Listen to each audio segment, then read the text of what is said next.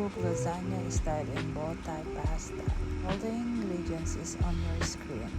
So you just need to prepare onion, garlic, tomatoes, and just saute them all, and then put your spaghetti sauce, and after that just put your pasta until it cooks, then salt and pepper to taste, and then after that, when you think it's almost ready for pasta, you can put all the cheese that you want, and after that, voila, it's ready to eat, and it's so good.